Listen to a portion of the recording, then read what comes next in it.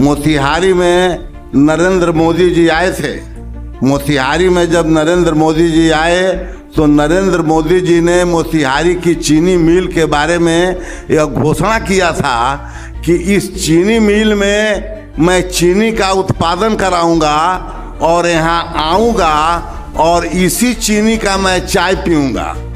यह बात उन्होंने 2014 में कहा था और 2014 से 2024 तक वे मोतिहारी में 10 बार आए।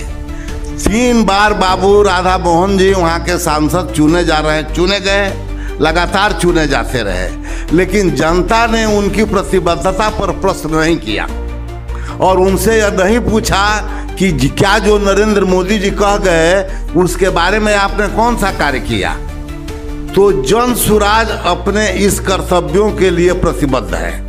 जन सुराज का पहला नारा है कि हम जिस भी उम्मीदवार को, जो भी हमारा प्रत्याशी विजयी होगा, जनता का नेता होगा, जिसको आप कहेंगे कि टिकट दिया जाए वही टिकट पाएगा।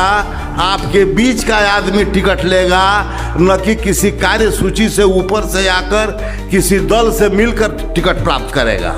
तो जो व्यक्ति टिकट प्राप्त करेगा वह अगर विधायक सांसद बनता है तो जन सुराज ने एक परिकल्पना किया है और उसमें आपके विचार की भी जरूरत पड़ रही है कि जन सुराज यह चाहता है कि क्या उनके कार्य से जनता जिस दिन अवगत हो रही है और मानती है कि उनके कार्य विकासशील नहीं है तो क्या उनको वापस लिया जा सकता है। तो जन सुराज की धारणा है कि ऐसे लोगों को वापस लेना चाहिए और उनके 1 साल के कार्यों की प्रगति को देखते हुए अगर जन सुराज को लगता है कि नहीं, आपका कार्य जनता के हित में संतोषजनक नहीं है, प्रगतिदायक नहीं है, विकासशील नहीं है और आप जनता के प्रति निर्वहन वाले उत्तरदायित्व का निर्वहन नहीं कर रहे हैं, ऐसी परिस्थिति में आपको वापस लिया जा सकता है। यह पूरे भारत के राजनीति के मानचित्र में, भारतीय मानचित्र में, राजनीतिक मानचित्र में, राजनीतिक दलों में किसी के पास यह व्यवस्था नहीं है। सिर्फ नाम का सेफ्टी ऑफिसर नहीं, काम का सेफ्टी ऑफिसर बने। सीवान की सबसे पुरानी और विश्वसनीय कोचिंग संस्था GIFSC से अगर आप 12वीं पास हैं तो आपको भी सेफ्टी के क्षेत्र में मिल सकती है देश विदेश में अच्छी नौकरी। 12 वर्षों से सफलता का अनुभव रखने वाली इस संस्था से BSc in fire and safety, PG diploma, advance diploma in fire and safety, Ayush, NEBOSH और सभी कोर्स प्रैक्टिकल ट्रेनिंग के साथ करें। यह पहली व्यवस्था जनसुराज देने जा रहा है। इसलिए आप परिकल्पना कर लीजिए कि जनसुराज एक साफ सुथरा और बिल्कुल पाक साफ व्यवस्था लेकर केवल आपके लिए आ रहा है और जनसुराज का अपना कुछ नहीं है। जनसुराज का अपना कुछ नहीं है। जनसुराज में कोई ऐसा कमेटी नहीं है, कोई ऐसा दल नहीं है, कोई ऐसी समिति नहीं है जो आपके फैसले को लेगी। जन सुराज के सभी फैसले आप लेंगे और आपके बीच जन सुराज आएगा।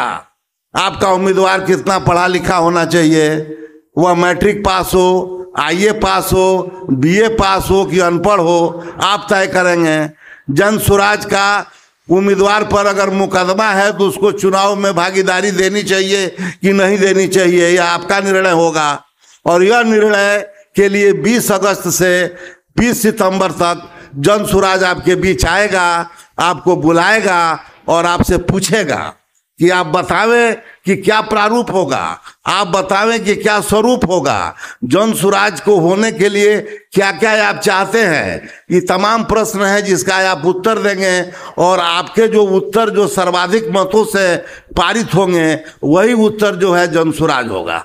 ऐसी परिस्थिति में जन सुराज केवल जनता का है, जन का सुराज है और एक बहुत दिनों के बाद, महात्मा गांधी के स्वराज के बाद यह परिवर्तन की लहर उठी है और इससे बिहार बदलेगा। और यह मुमकिन मानिए कि जिस दिन बिहार बदलेगा जन सुराज के तहत, देश में बदलने की प्रक्रिया प्रारंभ हो जाएगी।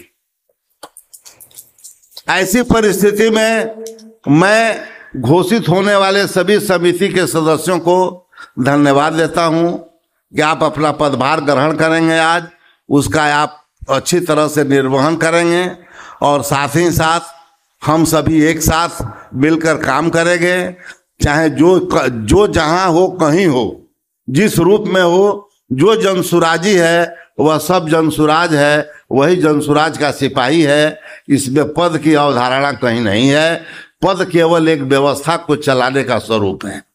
इन्हीं शब्दों के साथ मैं अपनी वाणी को विराम देते हुए आप सभी मंचासीन लोगों को प्रणाम करते हुए एवं तमाम साथियों को अभिवादन करते हुए विराम देता हूं। जय बिहार, जय बिहार, जय बिहार, जय जनसुराज।